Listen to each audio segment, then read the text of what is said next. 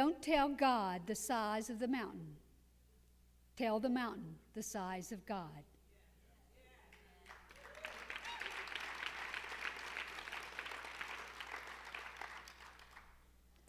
Eight months after chemo for stage 3 ovarian cancer, and in celebration of my 60th birthday, I hiked 100 miles in the Swiss Alps.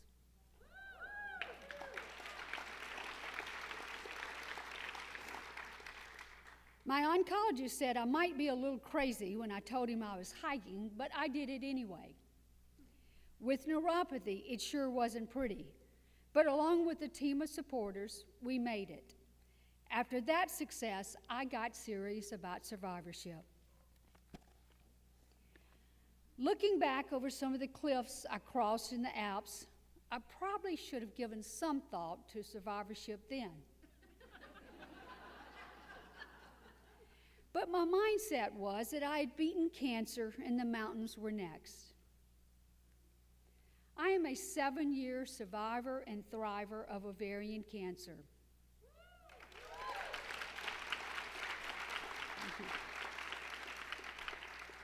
And I consider that a feat greater than the mountain climbing. I live grateful, F-U-L-L, every day for a life after such a diagnosis, especially since I have lost more friends to this disease than I can bear to share. It's been through faith, will, strength, and the desire to help another person face this kind of adversity that I have found my way. So many people had helped me during my journey that I wanted to give back. Every time I saw someone I thought might be in treatment, I would approach them. And before you knew it, we had had this wonderful connection. I felt like I could be a lightning rod to change the way they looked at their cancer. I told them to have the attitude of, yes, I have cancer, but it doesn't have me. I am full of life, not cancer. See me, not it. I rocked the attitude that I would beat cancer, and I wanted every other cancer patient to do the same. My recurrence in 2012 hit hard because I was so into rocking survivorship.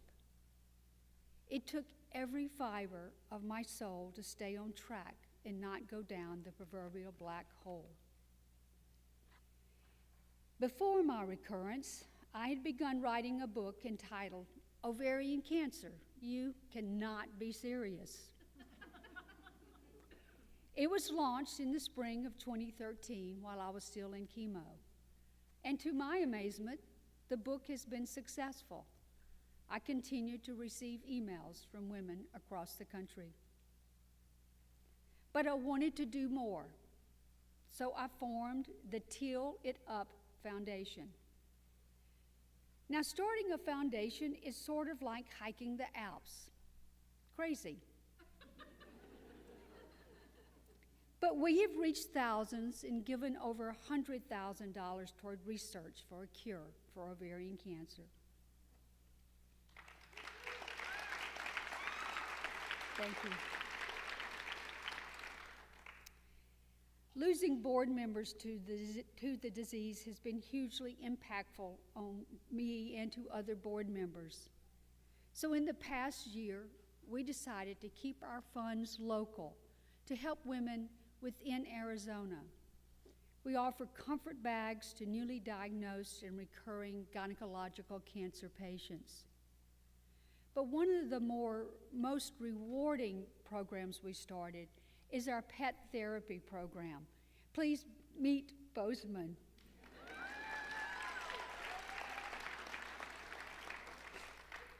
He was certified at the age of 1 to visit chemo rooms in hospitals by referral. Bozeman moves from patient to patient, hanging out with them, always near enough for them to love on him. The patients are held captive by their chemo lines, but he brings them such joy that his visits are highly requested. If I could bottle the joy that he brings to me and others, well, suffice it to say, I would be in the Caribbean right now.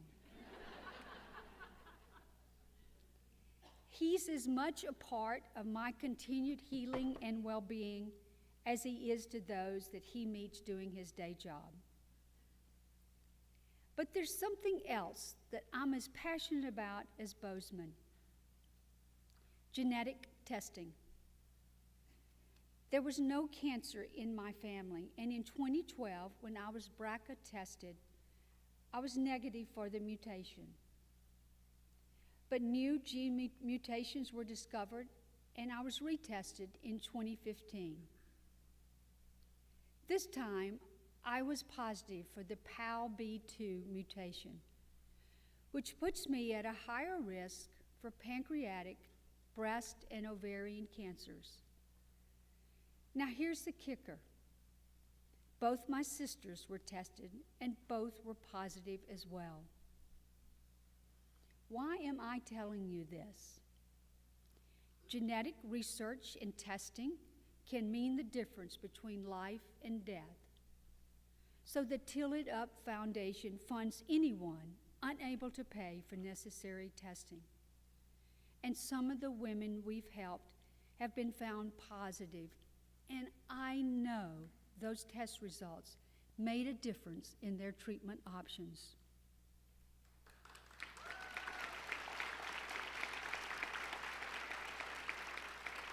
Thank you. Now, I'm not a public speaker. I grew up a terrible stutterer, so I'm about done here because things could go south at any moment.